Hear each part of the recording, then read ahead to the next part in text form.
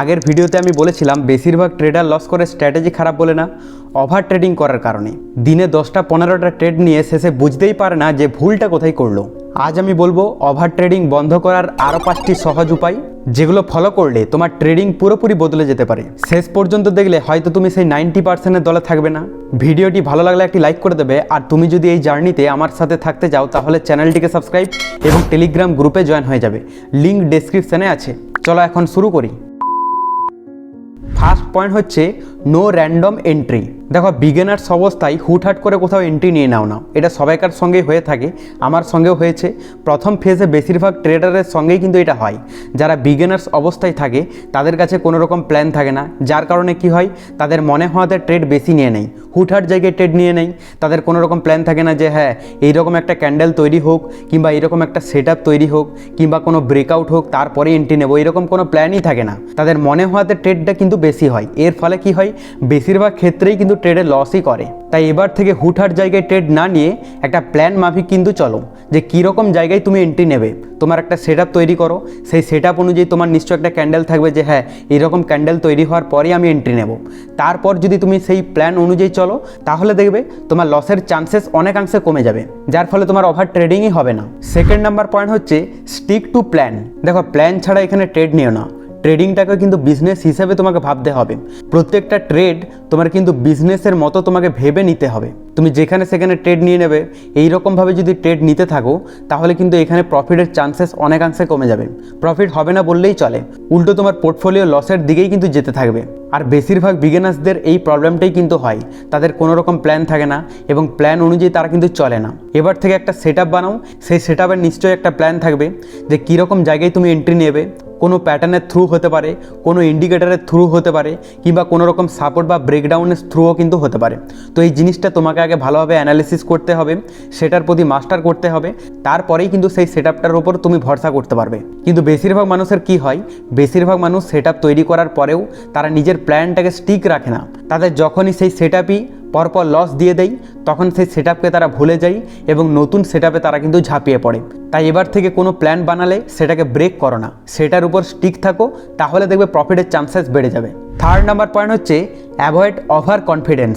দেখো, এই প্রবলেমটা বিশেষ করে বিগিনার্সদের মধ্যে দেখা যায়। কেন হয়, কারণ অনেক ক্ষেত্রে আমাদের কি হয়, পরপর 2-3টা ট্রেডে হয়তো প্রফিট হয়ে গেল, প্রফিটের পর আমাদের মধ্যে একটা ওভার কনফিডেন্স বিল্ড হয়ে যায়। তখন মনে হয় যে আমি তো পরপর প্রফিট করতে পারছি, তাহলে ইজিলিভাবে এখান থেকে আরও বেশি প্রফিট করব।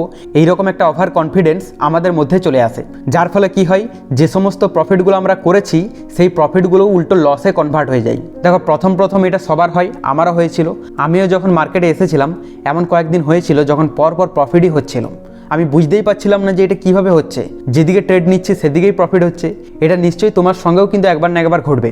তখন কি হয়, আমাদের ব্রেন সিগন্যাল দেয় যে আমরা কিন্তু সমস্ত কিছু জেনে গেছি, যার ফলে আমাদের মধ্যে একটা ওভার কনফিডেন্ট বিল্ড হয়। আর এখান থেকে আমরা ভুলভাল ডিসিশন নিয়ে ফেলি, যার ফলে প্রচুর ট্রেড নিয়ে নিই এবং সেখান থেকে সব প্রফিটগুলো আবার লসে কনভার্ট হয়ে যায়। তাই এবার থেকে পরপর যদি প্রফিটও হয় তো সেখানে তুমি ব্রেক নাও, ওভার কনফিডেন্স হও না। তোমাকে এটা জানতে হবে যে লাভের পর তুমি যদি আরও বেশি ট্রেড নাও তো সেক্ষেত্রে সব লাভ লসে কিন্তু কনভার্ট হয়ে যাবে। তাই এবার থেকে লাভ হলে থামতে শেখো। ফোর্থ নাম্বার পয়েন্ট হচ্ছে অ্যাকসেপ্ট মিসড ট্রেড। দেখো, এটা একটা বিশাল সাইকোলজিক্যাল প্রবলেমটা কি, যে কোনো একটা ট্রেডে আমাদের কি হয়, যখন কোনো একটা ট্রেড হয়তো দেখা গেল যে সেই ট্রেডটাতে আমাদের পারফেক্ট সেট তৈরিও করেছে, তৈরি করার পর টার্গেটও হিট করে দিয়েছে, এবং তারপর সেই সেট আমি দেখলাম, মানে আগে সেটা দেখিনি, আমার মিস হয়ে গেছে, তখন কিন্তু আমাদের মধ্যে একটা রিগ্রেট ফিল হয় এবং সেই রিগ্রেটের বসে আমরা সেখানে নিজেকে অ্যাকসেপ্ট করতে পারি না যে আচ্ছা ঠিক আছে, কোনো ব্যাপার না, মিস হয়ে গেছে, আবারও পরবর্তীতে আবারও সেট তৈরি হবে, আবারও আমি ট্রেড নেব।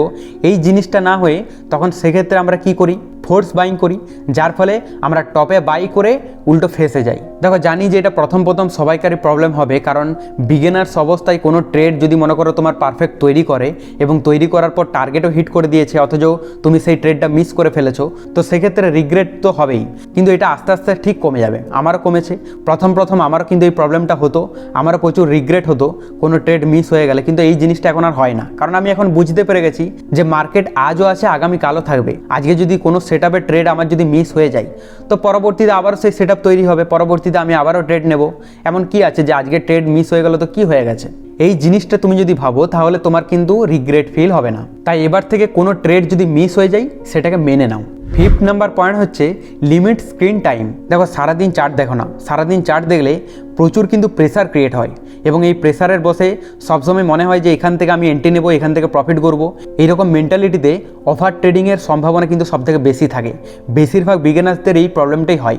তাদের হয়তো মনে হয় প্রথম অবস্থায় যে আমি যদি সারা দিন চার্ট দেখি তাহলে তো বেশি বেশি প্রফিট করব, বেশি বেশি অপরচুনিটি পাবো, এবং এই সাইকোলজি প্রবলেমে বেশিরভাগ মানুষ একদিনের মধ্যেই পুরো পোর্টফোলিও জিরো করে ফেলে। দেখো তুমি যদি সারা দিন চার্ট দেখতে থাকো তাহলে মার্কেটে তোমার প্রচুর ট্রেড হবে, আর প্রচুর ট্রেডে কোনোদিনই কিন্তু প্রফিটেবল হওয়া পসিবল না। যারা এক্সপার্ট ট্রেডার্স তারা একদিনে কিন্তু বেশি ট্রেড নেয় না, তারা লিমিটেড ট্রেড নেই এবং A+ সেটআপে কিন্তু কাজ করে। পারফেক্ট সেটআপ তৈরি হওয়ার পরে কিন্তু ট্রেড নেয়, আর পারফেক্ট সেটআপ তোমার একদিনে কিন্তু প্রচুর দেবেও না। কিন্তু তুমি যদি সারাদিন চার্ট দেখতেই থাকো তাহলে প্রতি মিনিটে মিনিটে তোমার মনে হবে যে এখান থেকে আমি এন্ট্রি নিই। এইরকমই কিন্তু ওভার ট্রেডিংটা হয়, যার ফলেই কিন্তু লসের শিকার হয় আর একদিনে পুরো অ্যাকাউন্ট ব্লক করে ফেলে। তাই এবার থেকে 90%-এর দল থেকে বেরিয়ে আসতে গেলে তোমাকে কিন্তু স্ক্রিন টাইম কম করতে হবে। যত কম টাইম দেবে ততই কিন্তু তোমার প্রফিটের চান্সেস বেড়ে যাবে। তো এই 5টি ভুলের মধ্যে কোন ভুলটি সবথেকে তুমি বেশি করো অবশ্যই কমেন্টে জানাতে ভুলবে না। আর পরবর্তীতে এইরকমই হেল্পফুল আপডেট পাওয়ার জন্য আমাদের চ্যানেলটিকে সাবস্ক্রাইব এবং টেলিগ্রাম গ্রুপে জয়েন হয়ে যাবে, লিঙ্ক ডেসক্রিপশনে আছে।